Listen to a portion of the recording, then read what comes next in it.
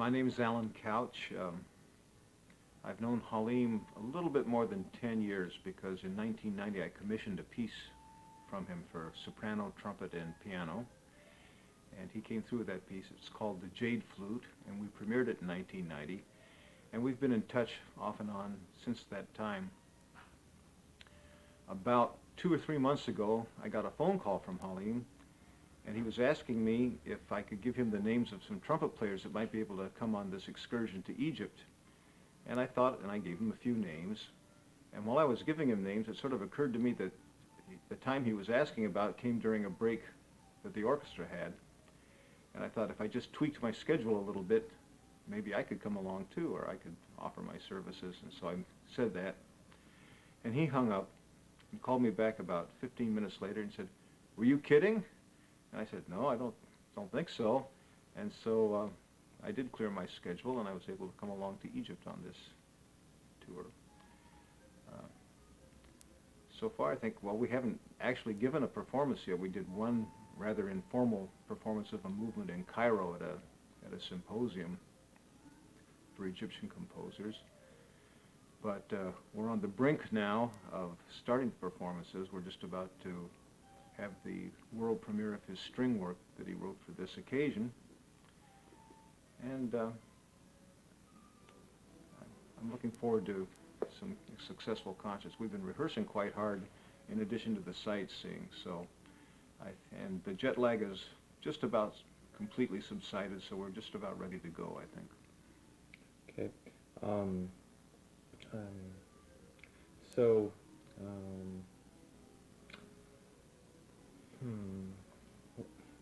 let's go ahead and start from the top, because I can edit this. Start from the top. Go ahead and introduce yourself again and tell us what you play, because you skipped that. I think.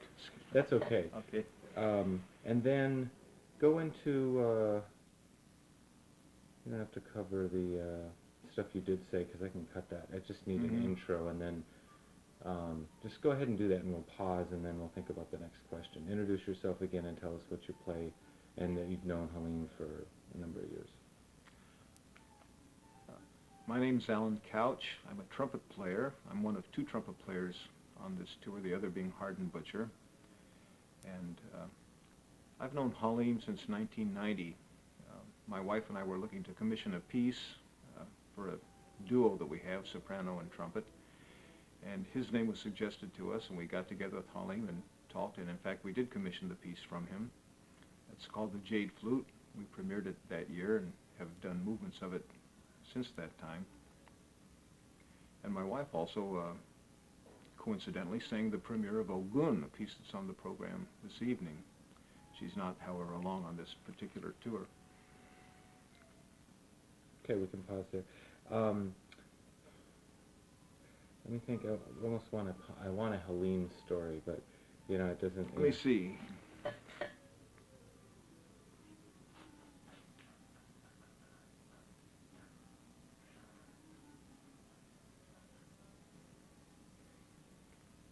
don't have anything really. Nothing. You got to get Denise to, or you might get Denise to talk about how she got a call from Deborah El-Dabh and had to go in and arrange his clothes for the next 3 days. Oh, so that's a great one. That's a great one. You're right. How about what has, as you mentioned in the first part, you mentioned that we haven't yet played. What has been your experience arriving to Egypt? Here, let me give you my pre-formatted questions. Okay. What expectations, fears, thoughts did you have before coming to Egypt? What struggles have there been since we've been here, and how have you been encouraged? What realizations have you had about Egypt? Let's just start with what fears, preconceptions, thoughts did you have about coming to Egypt before?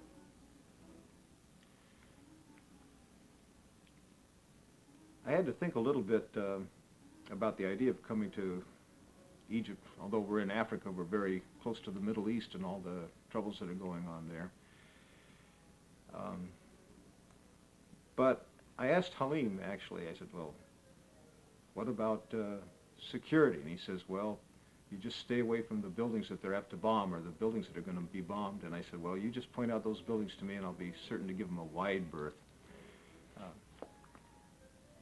My apprehensions have pretty much abated since we've arrived. We've been treated quite well.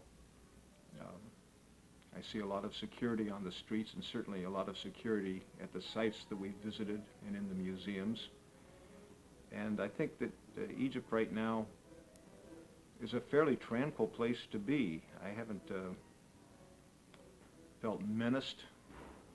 About the only untoward experience I had was when I was taken for a ride both literally and figuratively on a camel out at the Sphinx. But apart from that, the one experience, everything's been very, very pleasant, very reasonable. People certainly on a number of occasions have gone out of their way to be helpful as far as finding my way here or there or providing me with some sort of a service that I need. And I've got a window overlooking the Mediterranean at the hotel here, so how bad can that be when you get right down to it? Okay. That's a nice note to end on. What has been the development of the rehearsal?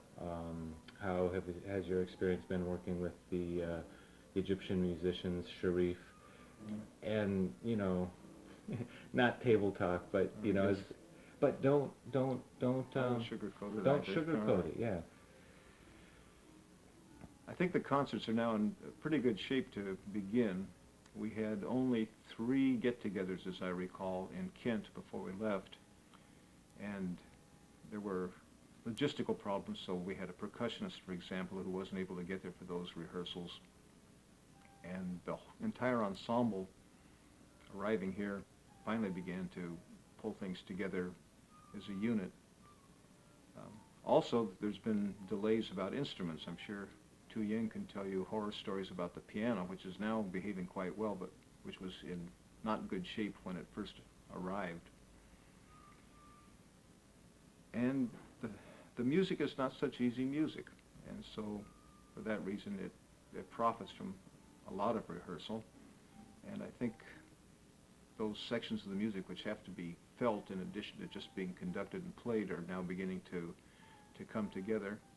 And I feel pretty optimistic about the outcome of these concerts. That's good.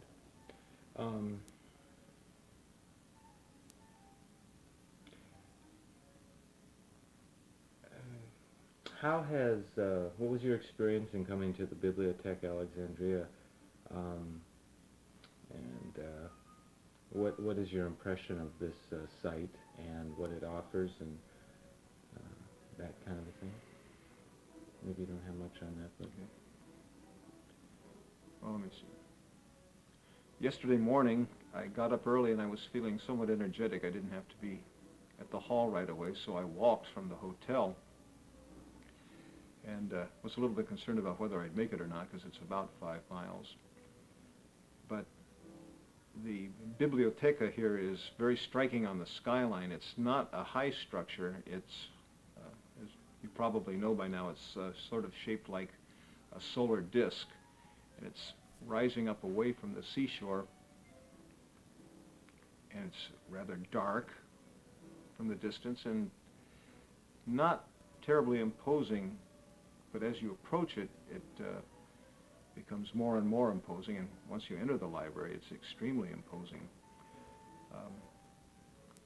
It's an expensive project. I'm sure I've heard the figure of $200 million bruited about, so they did spare no expense or effort to make this a world-class facility. On the other hand, they were unable to put their hands on a decent grand piano for us, so it's, their priorities are elsewhere right now. The string ensemble that we're playing with is making its debut here. I think that the idea is that this should now become a permanent group, and it's not entirely comprised of Egyptians. I spoke to 3 or 4 Russians last night that have come from the Ukraine to, they have a 6-month contract. They'll play here. I talk to a violinist, a violist, and a cellist. And after the 6 months are up, they'll return to the Ukraine. And then I suppose if the season renews itself, they will be inviting people back. I think they rely for experienced musicians very much on the Eastern Bloc and Russian, Soviet musicians especially, former Soviet musicians, because they're well trained. I talked to a trumpet player in Cairo who said that the Cairo opera trumpet section was comprised of 2 Russians and 3 Egyptians, and that the symphony trumpet section was comprised of 1 Bulgarian and 5 Egyptians. So they're looking to their east as well as to the west for their players and their models. Okay. I think the from a political and cultural standpoint, or let's just say from a social standpoint, no, how do I want to put this? The Bibliothèque is trying to become a center, I think, for the world, not only Egypt, a center for culture and learning. How do you see that being possible? Do you think that they'll be effective in doing this? And I don't want to make my question too long. You got my spirit. Mm-hmm. Well, the library here is being touted as the sort of the renaissance of the great library that was founded by Alexander the Great, I guess in 332 BC. That particular library, which I held at the time 40,000 volumes, must have been pretty much the center of world knowledge, the central storehouse at that time, but it burned to the ground about 1,600 years ago or so. And I think they're trying to replicate something of the importance of that library here with this facility. And certainly the physical facility is a place that's up to that task. It has the capacity. There's no question about that. I can't really foresee the future, but I think that probably with the effort expended and with the apparent will that the government has to make this project go forward, that they have a good chance of putting Alexandria on the map or raising the profile of Alexandria in the world. And I'm personally rather pleased to see that music and a chamber orchestra and musical activities are going to be a part of what this library is all about. Okay, one last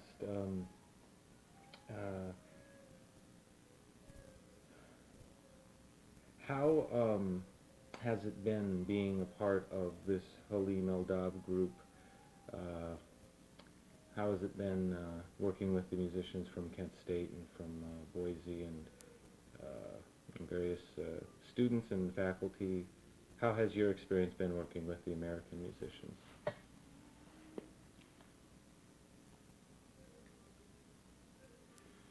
This ensemble, I refer to it once as Alexandria's Ragtag Band, is very diverse. It's comprised of students, a student from Kent State, a number of instructors, a flutist from Boise, Idaho, a percussionist from Arkansas. I play in the Cleveland Orchestra. And we've come together rather well.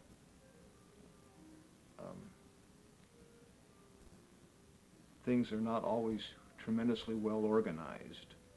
In fact, I have to ask before each rehearsal or concert what we're doing that day. But the flip side of that is that people are being very flexible. People are willing to adjust their schedules, rehearse in whatever order. And we've pretty much all pulled together in this project. Okay, go ahead. I've enjoyed working with this group. And the parts, as I mentioned before, are not easy, and things are coming together quite well. There's some very expert people on this tour. I'm Denise Sechrist. I am Halim's biographer, and that's really why I was invited along on the trip to give some pre-concert lectures. However, that's not really going to take place.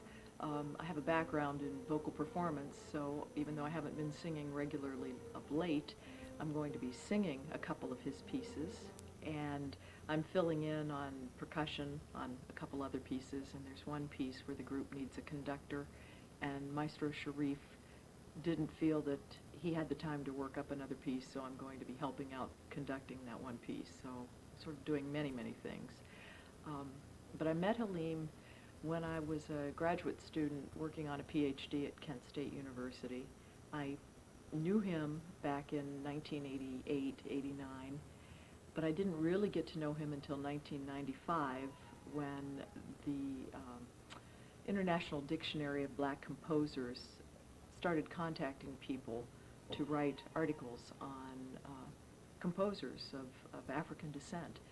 And Halim's name was on the list, and I was chosen to write his article, his entry. So we started working back and forth with each other and interviewing, and just to get this basic information. It was a pretty lengthy article, focusing on 4 of his pieces and trying to capture his musical style for an entry for this dictionary.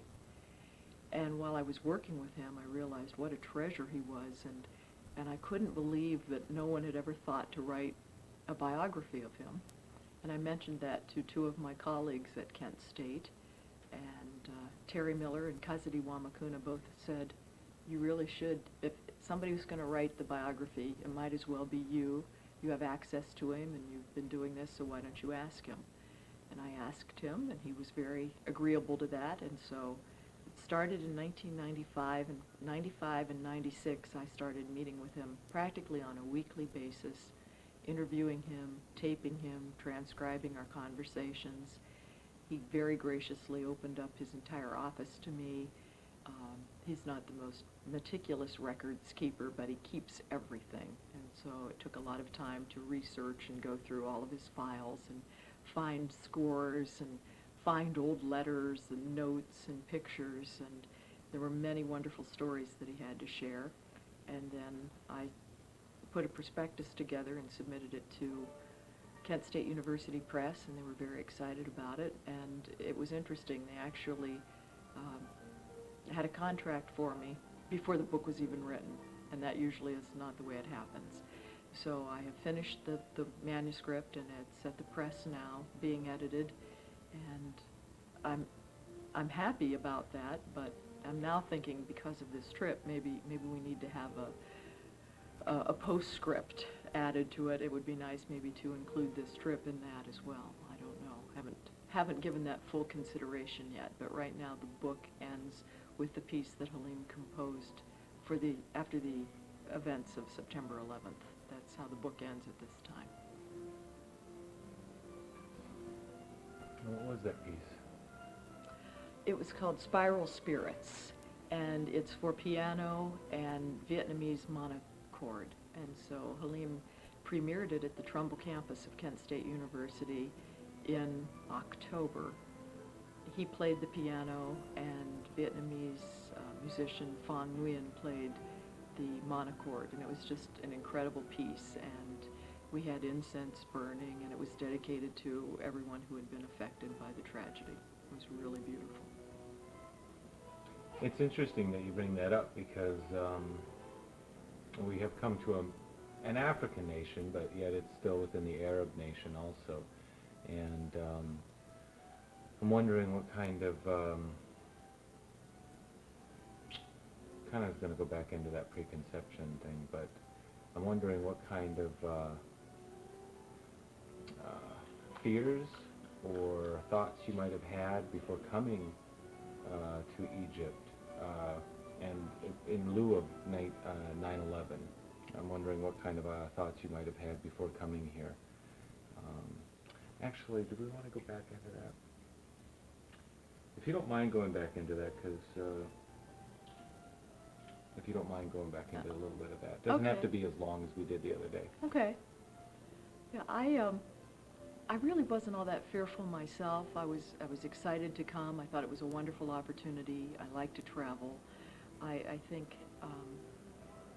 that all of us have a lot to share, and not only going to someplace new to learn about that particular culture. It's always been my experience that every time I'm away from my own culture or away from my own self, that I really learn more about myself, and that's always been a benefit to travel. I had family and friends who were very concerned, there's no question about that, but yet they were very supportive and excited for me. But I was cautious, and I did some reading, and I had other friends and colleagues who said, oh, don't worry about a thing. I think one thing that made me very comfortable about coming on the trip, I have two very good friends and colleagues at Kent State University who are Egyptian, and they were just thrilled that I was coming, and they gave me lots of advice and lots of encouragement, and they did not have any concerns. When I got here, I was very surprised to run into people on the streets who seemed very excited, wanting to know where we were from, wanting to know. Many times I was mistaken for maybe being Italian, and I've had people start speaking to me in Italian, and then they realize, and they want to know exactly where I'm from. They're not sure. But they've been very excited, particularly the young men who operate the elevators in the hotels get excited and say things like, oh, USA, that's great, you know. And yesterday when I was at the library, I had taken a tour of the library, and one of the members of the group missed this little 15-minute tour, and I said, oh, that's not a problem. I can remember everything that was said. And I took him into an area and was telling him everything that had been told to me. And a group of young children, probably about 5th grade age, came up to us and started saying hello and wanting to know where we were from. And then their teacher came over and introduced himself and asked if we would mind being interviewed by the school children. And we said, oh, of course, we'd be happy to. And then the children, of course, became very shy. But finally one little boy had questions, and the questions that they wanted to know, the first question was how many states are in the United States. And the second question was our names, and they wanted to know the age of my colleague. And then the teacher had some questions, and he wanted to know if we had any libraries like this within the United States. He knew of the Library of Congress, and he wanted to know how the Library of Congress compared to this structure. And we told him that of course the Library of Congress has many, many more volumes, but we don't have a library that is this modern and this vast. And he was interested what our impressions were the first time we saw it. And it was interesting because he revealed a little bit of himself and his prejudices that he brought to the table in the conversation. He said, I bet you were surprised that there would be a library like this in the Middle East. You didn't know we had this heart of knowledge in the Middle East. And you could sense the pride and the feeling that he somehow felt perhaps that we felt we might be superior. And it was a very subtle thing, but it was a very interesting comment. And when we finished our conversation, he said, I want you to remember one thing. Egypt is your second home. And I thought that was a very interesting comment. Nice.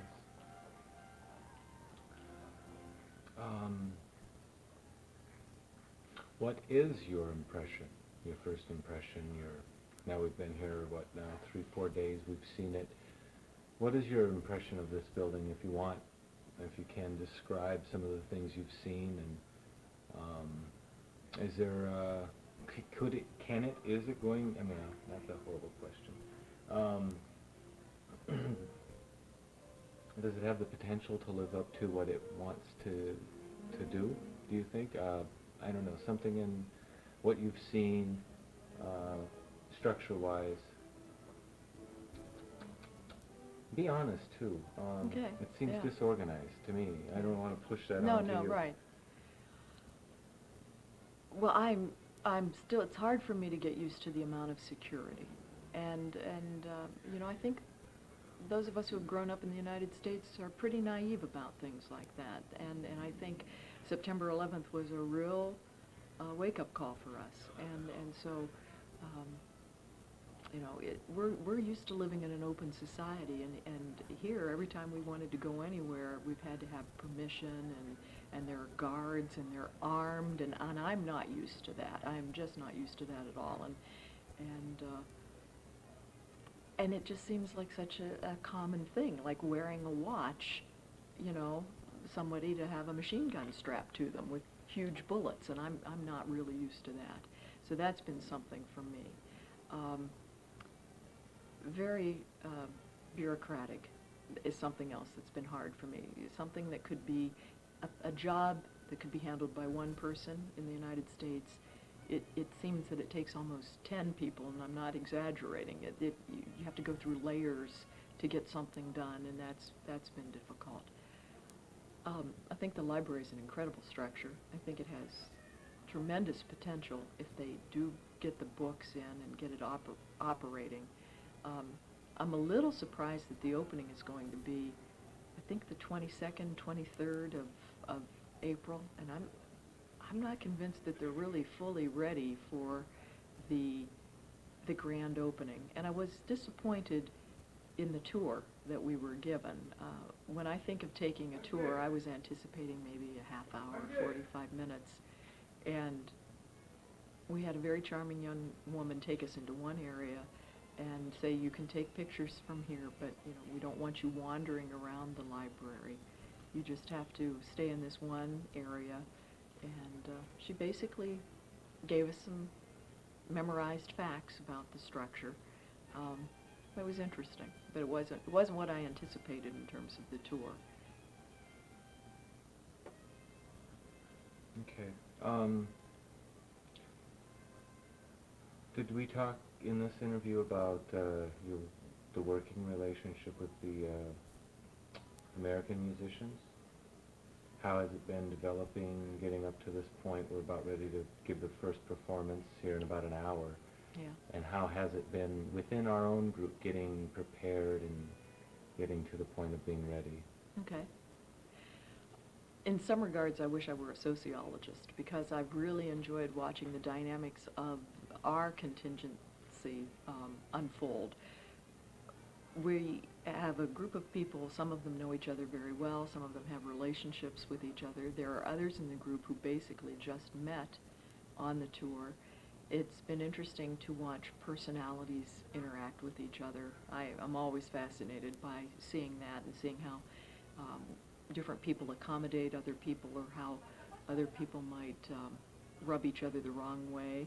But we all know that we have a common goal, and we all want to do our best, so we are doing very well in putting aside any kinds of personal frictions that might just naturally develop being in a close environment and doing things.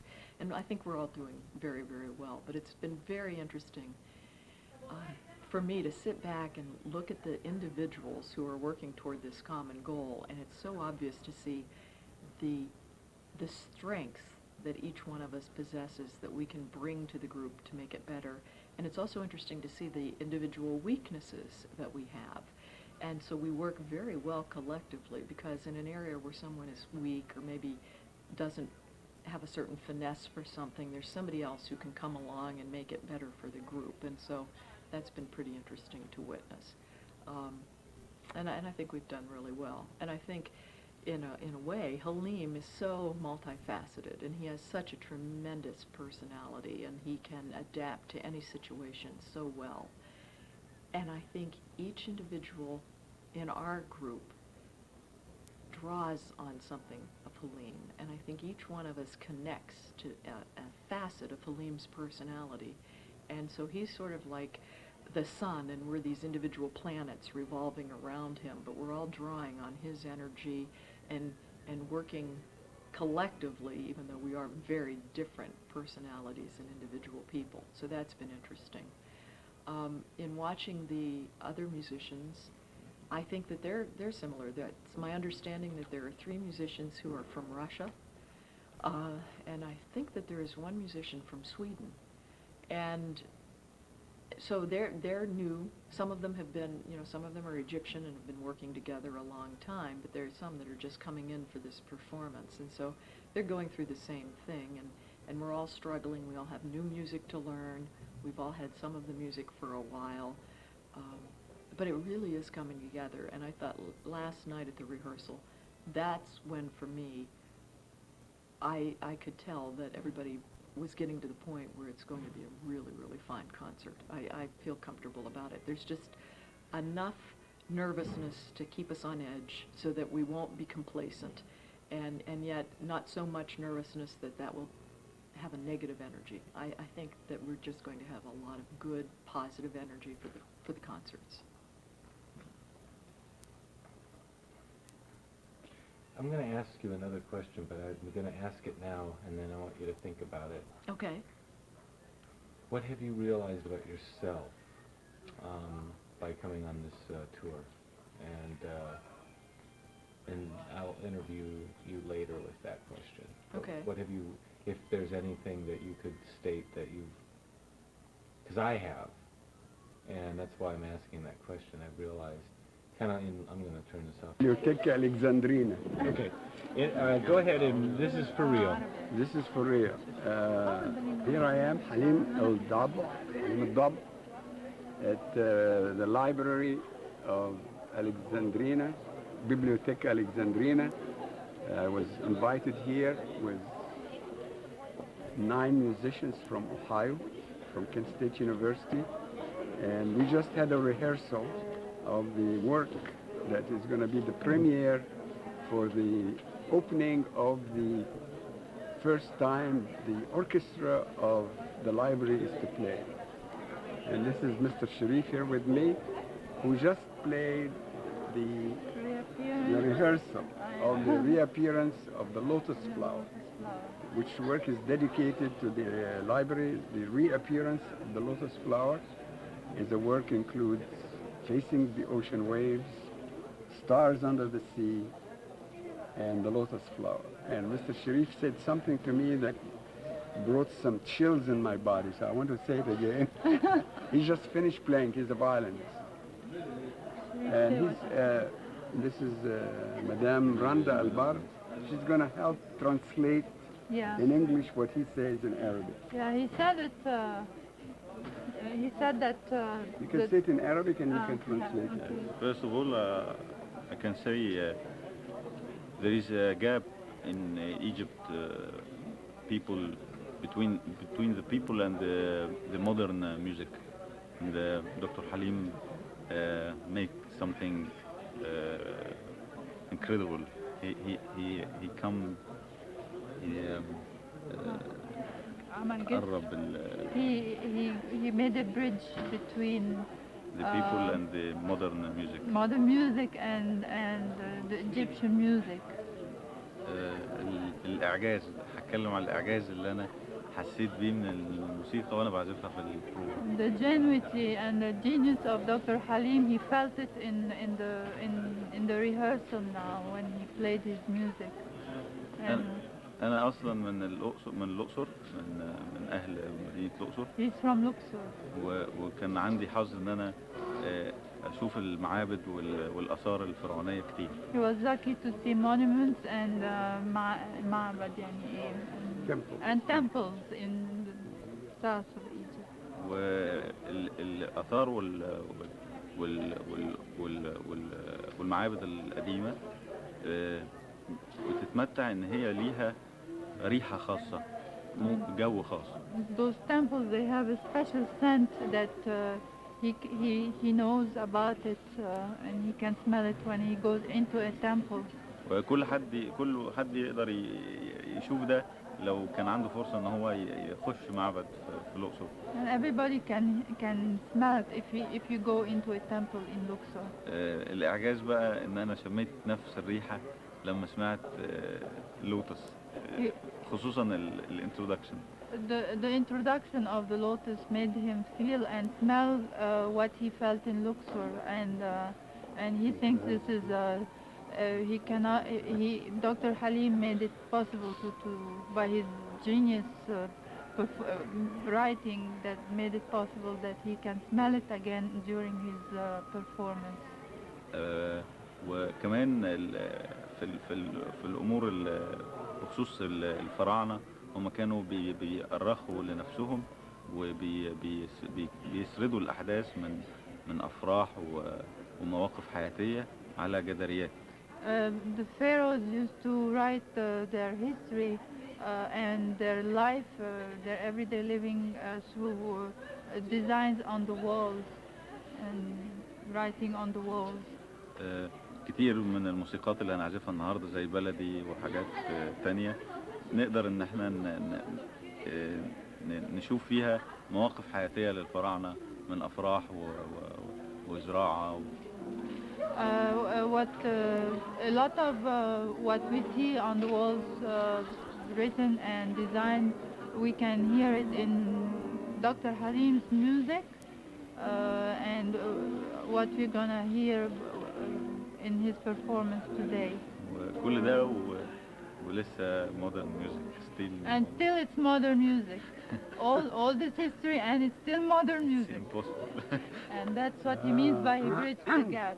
Well, I feel really, what he said really shook my body, made me, because he said something really very deep when he said that my music, which is difficult to play, contemporary and modern in the sense of the utilization of instrumentation, that it gave him a sensation that he was back in Luxor within ancient Egyptian temples, and he smelled, when he played the music, he smelled the same aroma that he smelled and the same feeling that he had within the ancient Egyptian temples in Luxor. And that somehow gave me a shiver in my body, because I said, what is going on here? How could that be? And I mean, it made it very poignant to me. I mean, it shook me, and it gave me a contact with Egypt and you and the orchestra. I mean, he's talking about the reappearance of the lotus flower, which they did a beautiful rehearsal right now. And that's the experience he just told me about, playing the rehearsal, that he felt that he was back into ancient Egypt. Not only that, but he smelled the aroma of the ancient Egyptian temple. I can't get over that. It's really incredible.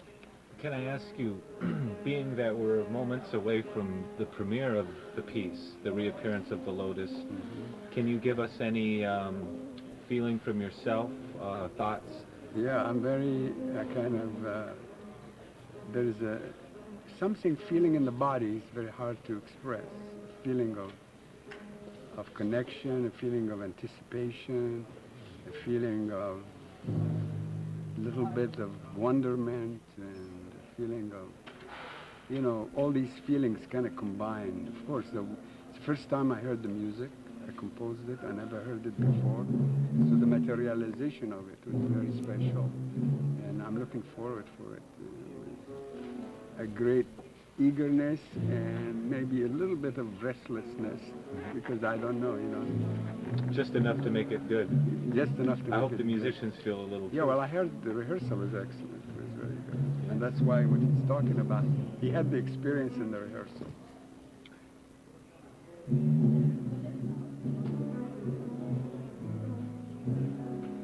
Okay? Yeah. Talking about the trumpet, the way I use trumpets, yeah. انت اصلا من الاقصر أنا الأقصر. كده Yeah. بقى ربطت ربطت كل حاجة. Yeah, the way you play the trumpet. هو ده يعني أنا ألاقي إن السر في الريحة دي هو استخدامه الآلات The secret of that smell goes to how he uses the trumpet when they play. وعايز أقول حاجة تانية، إن أنا أصلا ما استحقش إن أنا أتكلم على ترجمة الكلام ده. No. أنا لازم أقل من إن أنا He's very impressed by Dr. Halim. He doesn't find words to say about it.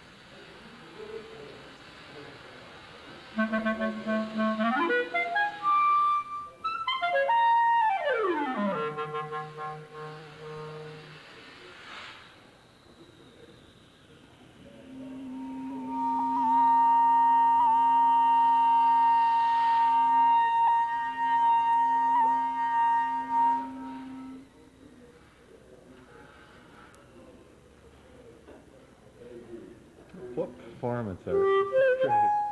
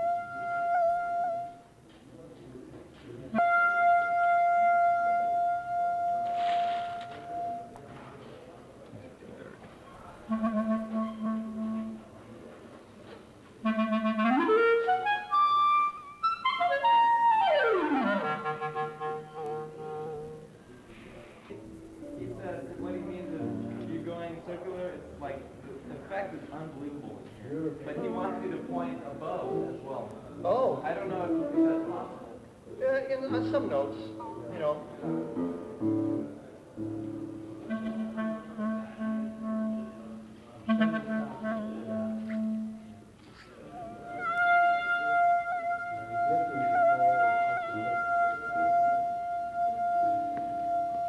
Yeah, I can do that. Oh, that's So this Is way, that effective? yeah. Yeah, it sounds good. really This is the new library being blessed by, Okay, blessed it.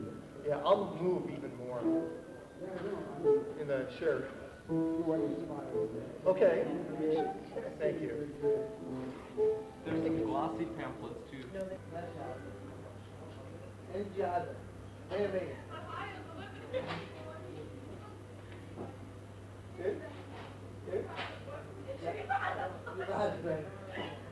تمشي معايا. يعني انت عايز تفك ايمان موفي؟ الو.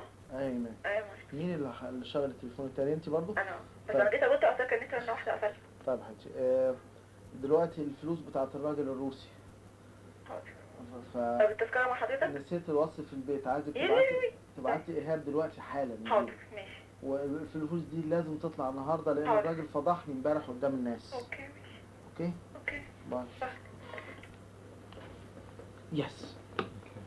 Introduce yourself and tell us your title, and you can start by your knowledge of Halim, why you brought him here, and then go into the bibliothèque. Okay.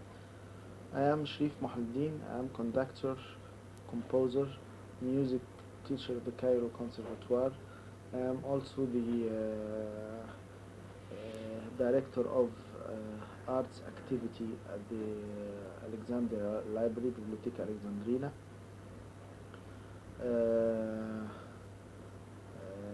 I'm speaking from my office here at the library. Regarding to the Halim El-Dabh trip here to Cairo, it's one from the very important, or maybe the most very important musical events we did since we have the soft opening from 1st of October 2001. And the important because of Sharif, can I interrupt?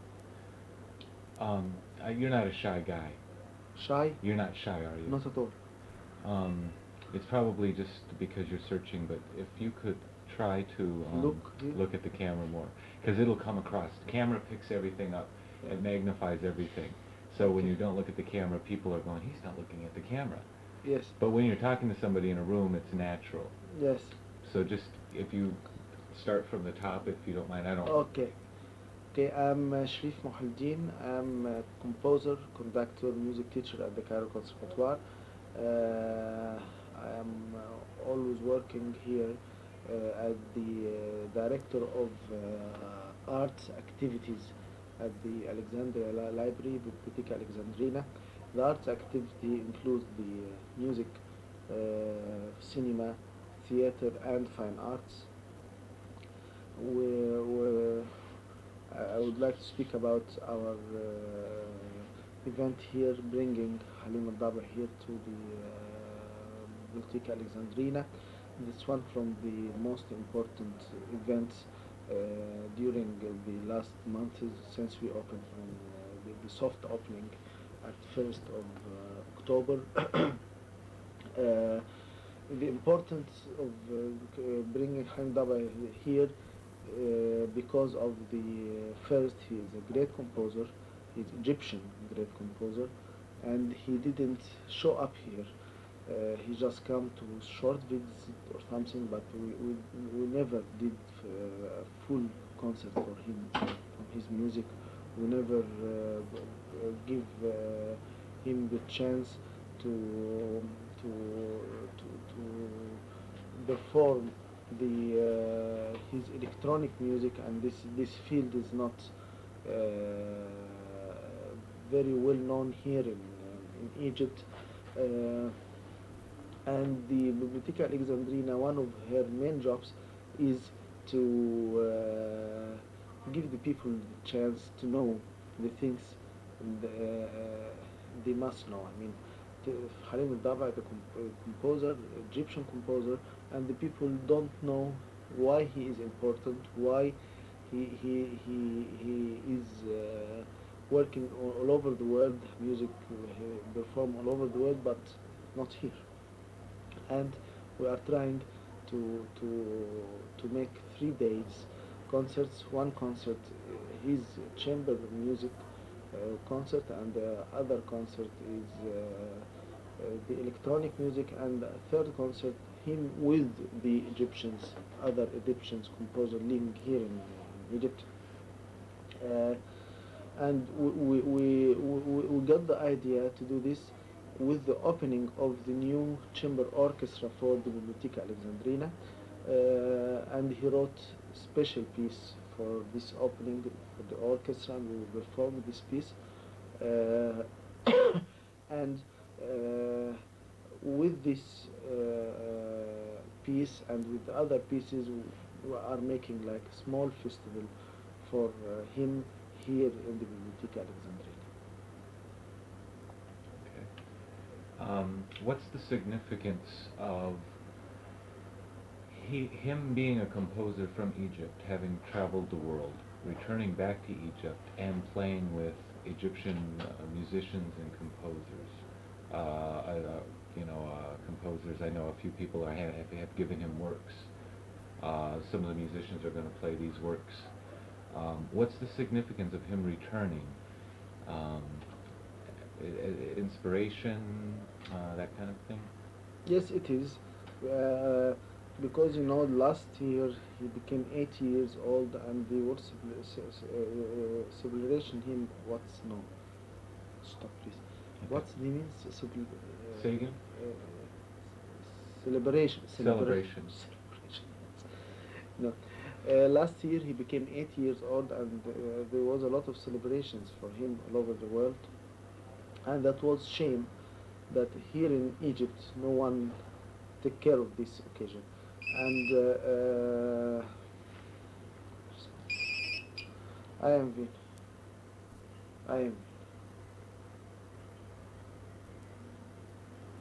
لا مش عارف بالظبط. لا يا نهار ابيض.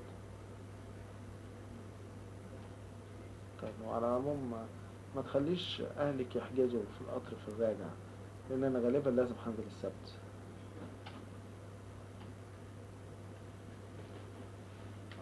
مش عارف بقى.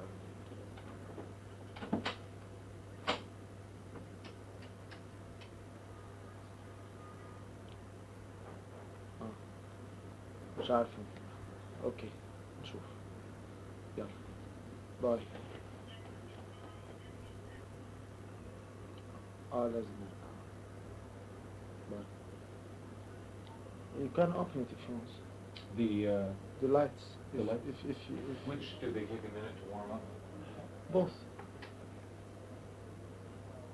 These were the ones here? Yeah. They turn on? But it will not be open it because this is neon. It takes time to, yes. Okay. I just want to see how that might look. Because one of the things that happens is the light from outside always is bright, Yeah. and it can throw off the balance of light in the room. Yeah. And I'm going to go ahead and turn off if necessary. Okay. Is there any way possibly? Probably not possible because it's central, isn't it? That air. It's central. It's central. Okay. It'll be fine. So we were talking about his birthday celebration last year. Yes. And the 8 years celebration for him last year, a lot of universities and countries make this for him, and it's a shame that we didn't do it. And when I came here, I thought it would be a good idea, even it's late, some months, but we do it also, its celebration 8 years. With, like I said before, with the opening of the orchestra, with his 2 full concerts and 1 share concert with the other Egyptian composer. And I think that will be a very nice thing, especially when you know that there is 10 musicians came from America playing with the musicians here in Alexandria with the orchestra. That will be very nice if we make this culture exchange happen. We go there and they come here, play together and talk together, and I think this is one of the jobs we must do here in Alexandria Library, because this is not local library, this is international library. And after the 11th September, I think this kind of collaborations must exist because this 11th of September broke a lot between the two cultures, and with this kind of work we can build it up again. I'm glad you made that comment. Hello. Hello. أيوه.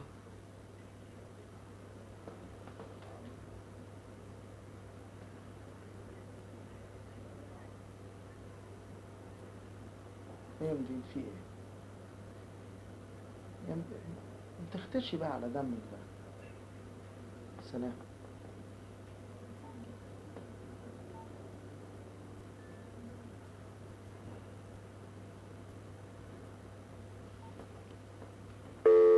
You think the last about the September and so it's not problem to, I mean, To use it? to use it? No, actually, I want to get more of that. Actually, I come from the Pan-African Studies department where Halim works. Yes. And we are more of a worldview department. We're not, we see things differently than most of the university. We see them more from a multi-ethnic, multicultural point of view. And one of the things that I'm noticing is that the university in the mainstream, as well as the country, the United States in the mainstream, is alienating itself. It's the fear of September 11th is creating a division. And part of what I wanted to do by coming here was to close that gap. Yeah. By making this video, I want to show that, and I've had no problem doing that, that Egyptians are the happiest and friendliest, most accommodating people I've met, and that there's no reason to fear coming to Egypt or to any, well, maybe not to go to Afghanistan right now, but you know, that just because there's a war going on in one Middle Eastern country, it's not even a war, but just because that's happening doesn't mean that we need to stop exploring the rest. Just because there's a extremist doesn't mean that all people are extreme. Yeah. Yes, but if you want me to speak frankly, Yes, frankly is good. we must know why this happens. Why the people now are against. This is because, in my opinion, this is because of the unfair from the American government to the Palestinian. They take the side of the Israeli. I'm not speaking about Jews. I have no problem with Jews. They take the side for the Israeli, and the Palestinian people are suffering. And religion for a lot of people, I mean not only Muslim, the Catholic, for example, the religion is very important thing. Yeah. And you can see what's happening in Ireland, for example. And if there is something going with the religion, with Orushalim, with the Jews killed the Muslims in Palestinian and so on, and the Americans bombs the Iraq every month or every 2 months and so on, the people became angry. And you know, the people here are divided. Some people, the cultured people, think that the 11th of September something very bad, and there is a lot of people killed without doing anything. But some other people in the cafes and so on, they was clapping and laughing, and saying "Yay!" at Finally. the end, and yeah. It's finally come back home. Yeah. On them. Yeah, I mean, yeah, and then this is not good, but we must understand why it happens. Because the American government wasn't fair with the Palestinian, and I think if the Palestinian issue finished and in fair way, maybe 90% from the tourism, not tourism, what is the name of the what is the name of the people who kills without? You say? No, like Bin Laden. What's the name of Bin Laden? Bin Laden? Yes. Taliban? No. Osama bin Laden? Yes, but what is the name? When you want to say he is so, what is it? I will ask. I'm sorry.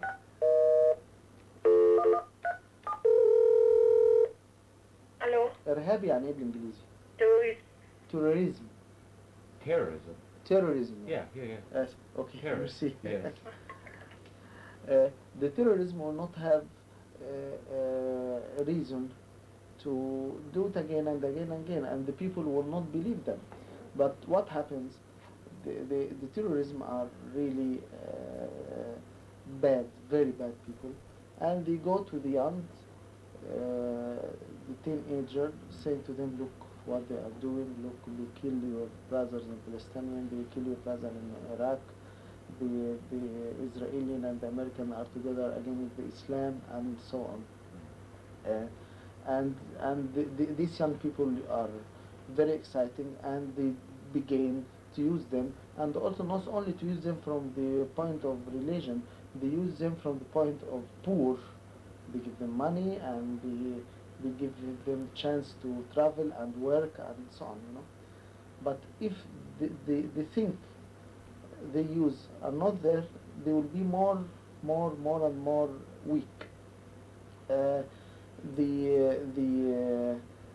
culture and the art maybe can balance good things, and because the normal man in America is not involved in these problems, and also the normal young man or woman or musician or anyone here in Cairo and Alexandria is not involved, and the relation between them can be nice, especially that we don't have problem in English here in Egypt. A lot of people speaks English, and you can have a good relation against these bad relations, you know, the upstairs relation, no? The political, Yeah, political. upstairs, I like Yeah. how you say that. People on top. Yeah, you can make the relation from down, and